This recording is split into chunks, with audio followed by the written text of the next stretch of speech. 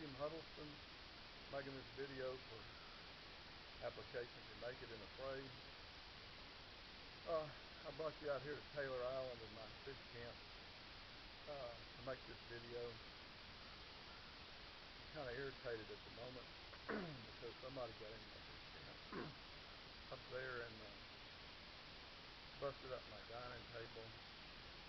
Didn't make the dining table, and threw my chairs out the window, threw my ladder out the window, and busted all the screens out. So this is the real me, but irritated. Anyway, put that away. I was going to talk about ashes and charcoal, which might be a boring subject. When you're roughing it out in the wilderness, which is code word for living in unsanitary conditions, it's good to take a teaspoonful of charcoal every day to absorb toxins made by bacteria and anything tainted you might eat.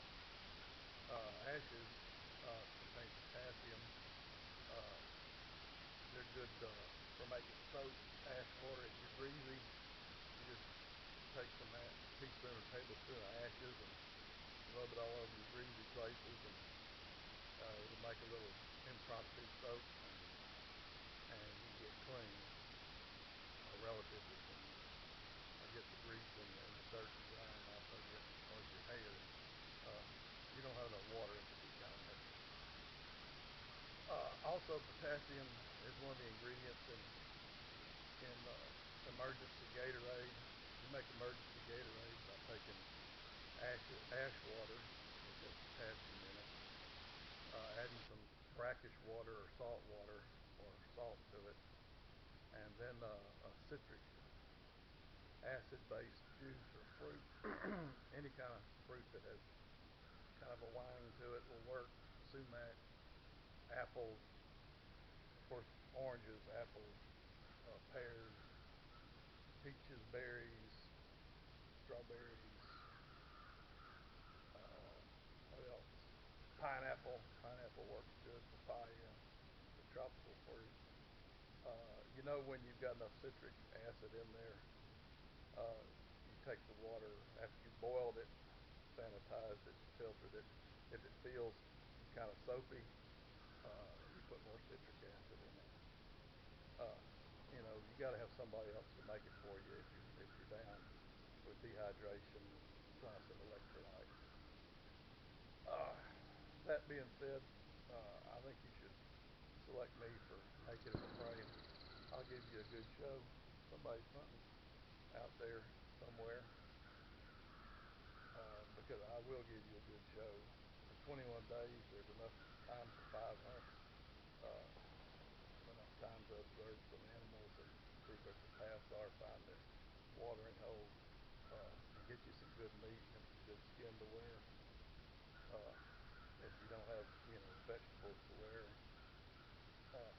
Found you a turtle shell here on the way down here. You can't bring a vehicle down here. I guess you could bring a 4-wheeler, but I don't allow crap like that down in my camp. You got to either walk in or you don't come. This is a steel hatchet, steel tomahawk, mostly used for throwing. I would like to have an implement like this if when I'm on your show or in the wilderness. It's good for chopping, gutting animals. You can take it off of the handle and use it for a scraper and a knife. But the only thing it won't do is bore small holes. I'll bring you a little closer. Let you get a close up on me. This is the tomahawk. You'll see that this has a oval pole. Most people make them with round poles. The round pole's easier to make a handle for, but the oval pole doesn't turn in your hand when you go to chopping or making an oblique cut.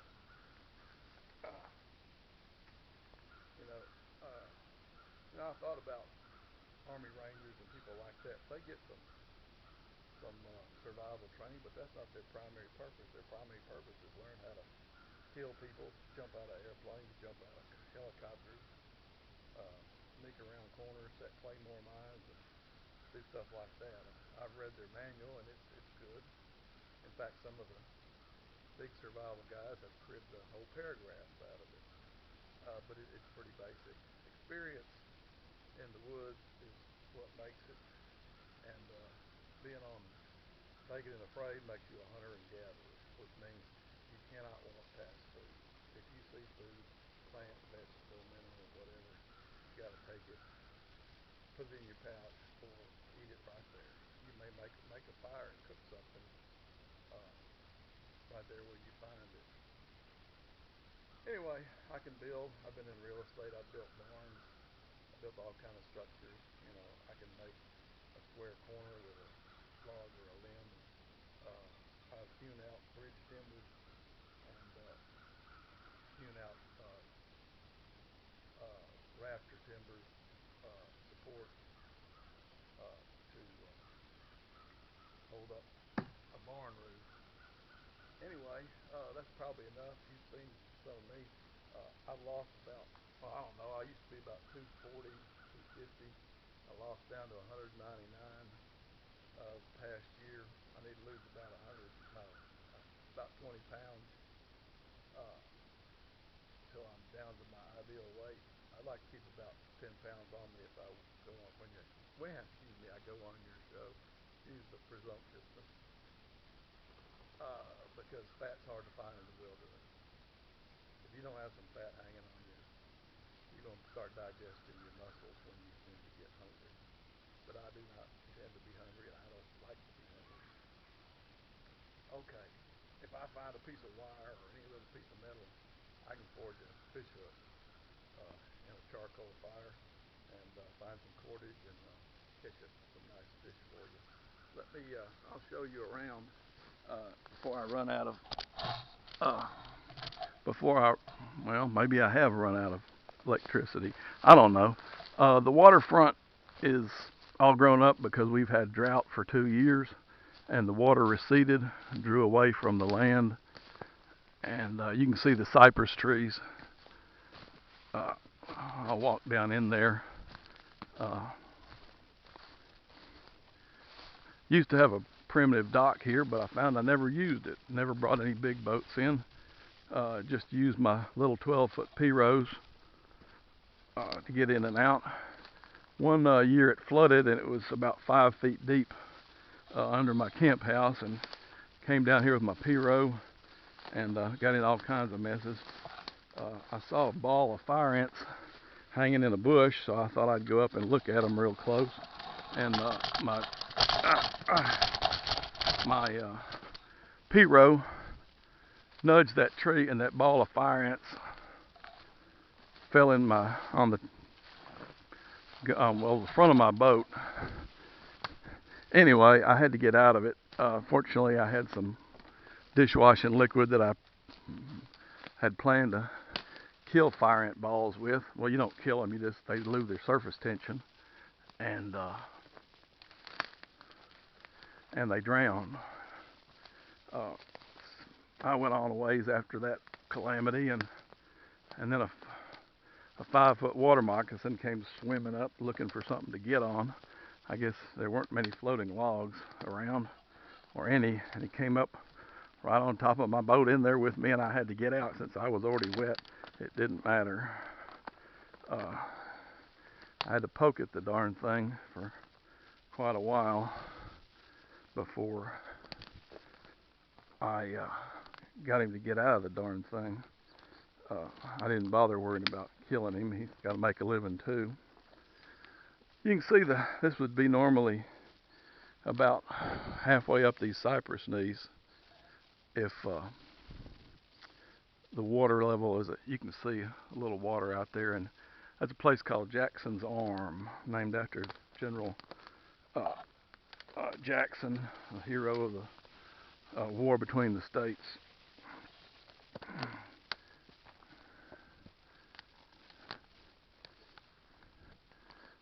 That was, I think, Stonewall Jackson, to be exact. That's an interesting piece of growth right there. You can see some lily pads out there. Those are lotuses. Those, you can eat those. The seeds are edible too. Uh, Supposedly you can bake them and eat them like popped pumpkin seeds. And I tried baking some in the microwave. You can see I don't have a steady cam.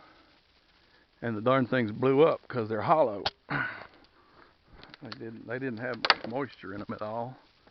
I'm coming out here without a stick, so I don't have anything for nudging snakes out of the way. So if you see me jump and run, you'll know why. I'm wearing some Air Force boots, surplus Air Force boots, made out of leather. There's some kind of flotsam and jetsam, which brings the subject up. You know, the people on your show that have coastal environment have a distinct advantage. I realize it's not a contest, but they have an advantage because they get the benefit of all the bits of modern technology that washes up on the shore. Now I realize that about half of these people almost starved to death out there, and though they were experts, they had 21 days. You got 1 hour of footage out of it.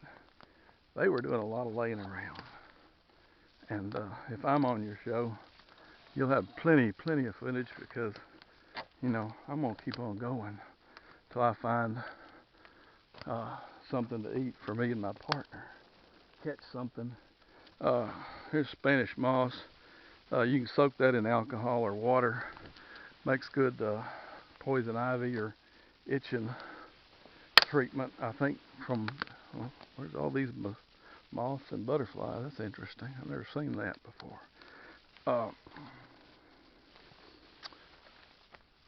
Well, we were talking about Spanish moss. Oh yeah, catching alligators. That's illegal in Texas without a permit, so I'm not going to talk too much about that. The old Karankawa method of catching alligators works for alligators, caimans, crocodiles. It would probably work for monitor lizards or goannas in Australia as well. It wouldn't work for sharks. Well, I don't think it would work for sharks, but you'd have to have a metal leader, and I don't really figure on having any metal leader out in the wilderness unless I find a coat hanger, and then it would have to be a small shark. But coat hanger's not really flexible. Why don't you look here and see if there's any snakes in here before I walk through. What's that? No, it's not a snake. Snakes, well, I don't know. To me, it's like they glow. They're bright, they're shiny, assuming they're alive, as compared to the dead leaves and things that they rest and hide in. I guess we humans have some advantage that way. I don't kill many snakes out here. The last one I killed was several years ago because when I got out of my truck, he was right there with his mouth open.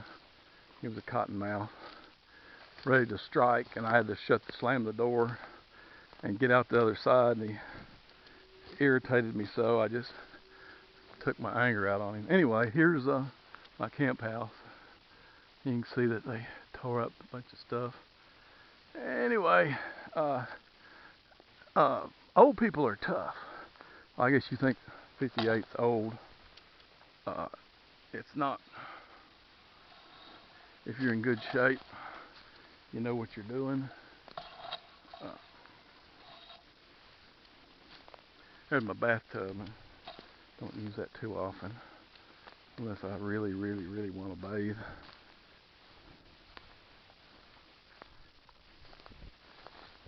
Beautiful big pine trees.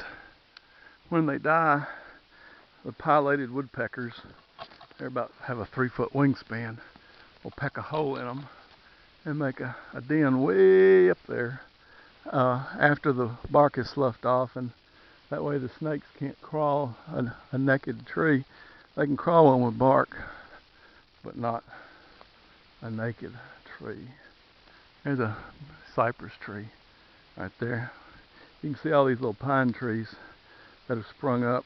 These are 3 or 4 years old. They were this size before the drought, and when the water receded, they started growing real well. They have tap roots. They probably go down 3 or 4 feet right now. Hope I'm not talking too loud.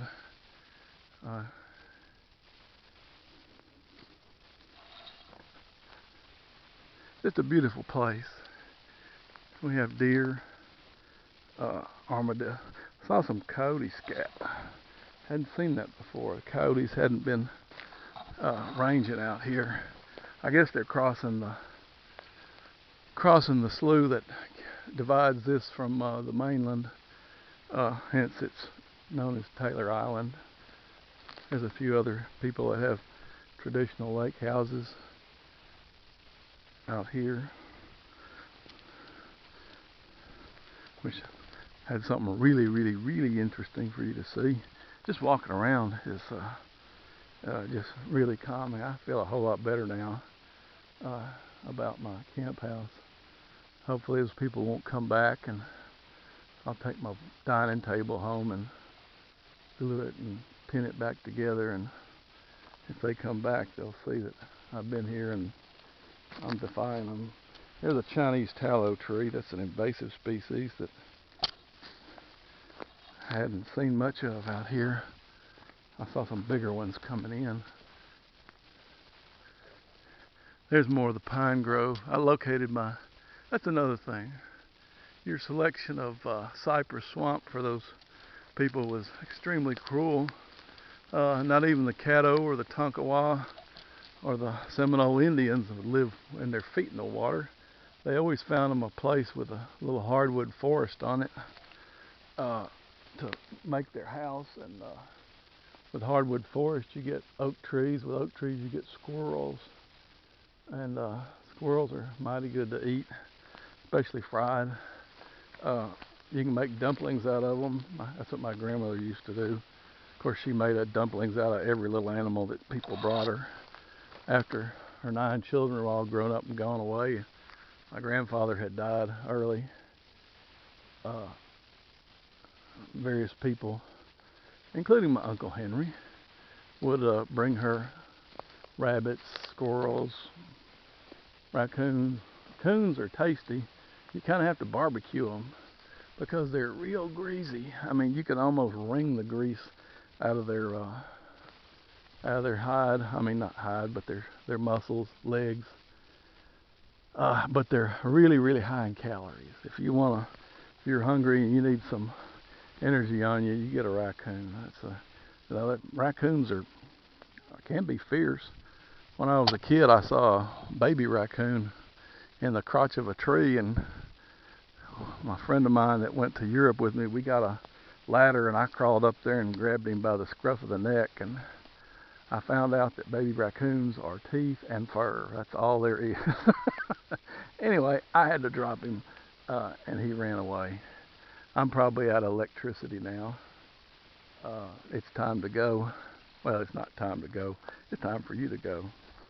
I hope you'll select me for Naked and Afraid. I ain't the prettiest looking guy in the world, but I can get the job done like a old worn tool. That's the best kind of tool. You go buy a brand new one at the hardware store and you got to break it in. If you don't get it broke in right, you can see the cypress trees are kind of dry up there. It's September, first few days of the fall, past the equinox. There's a little bird nest. Is it a bird nest? No, just Spanish moss. What was I talking about? Oh.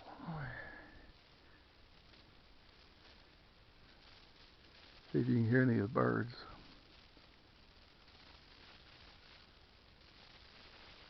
There's some crows. I heard a pileated woodpecker a little while ago. It's a nice overcast day. Good for photography.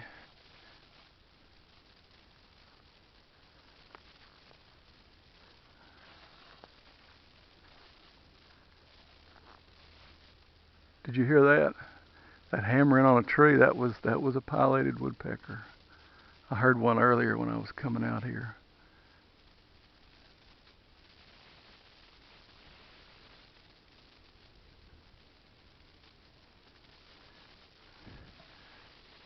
That one's not big enough for a pileated woodpecker pecker nest. There's some pretty cypress trees. One of the things that grows in the cypress swamp is a tree called mayhaws.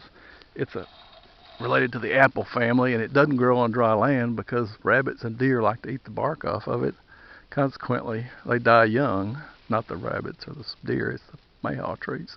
Anyway, if you find a mayhaw tree in a swamp and it's spring or summer, you can shake the mayhaws off of it. They're little round red apple-looking things with pulp and, well, not any pulp to eat. It's kind of fibrous pulp and seeds in them, but you can boil them up, get a lot of vitamin C, carbohydrate out of them. People here in the South consider mayhaw jelly a delicacy.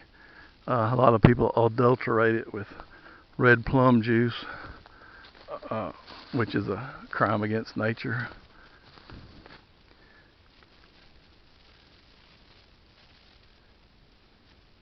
Oh, we were talking about well-worn tools. Yeah, I finished that subject. Well, I'm gonna say goodbye. I've talked about all I want to talk about, except I deal with people all day. I talk to people all day in my professions. I'm extremely active. I work every day in business, except for Sundays. That's when I go to church and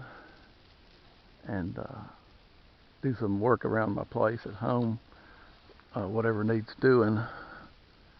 When you got horses, they get into everything. They're not like cows. They have to have something to mess with, and they'll tear up stuff. Anyway, I've got my place pretty much horse-proof.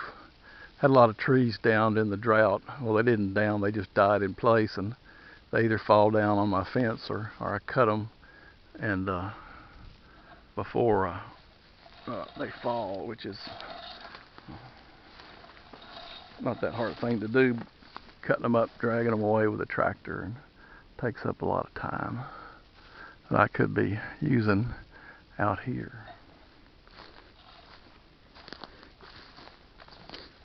That's a gum species of some sort.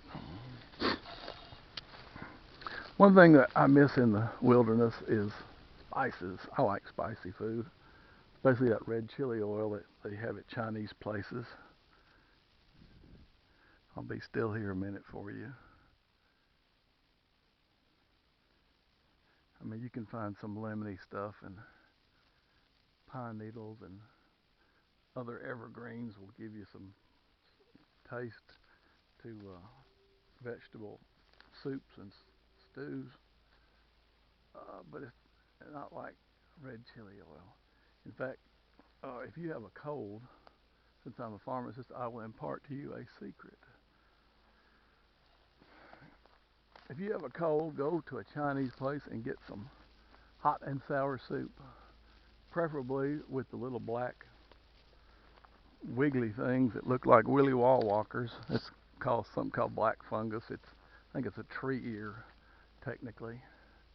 And put you about 8 drops of that red chili oil in it, and drink that or eat it, and your cold will go away for 48 hours.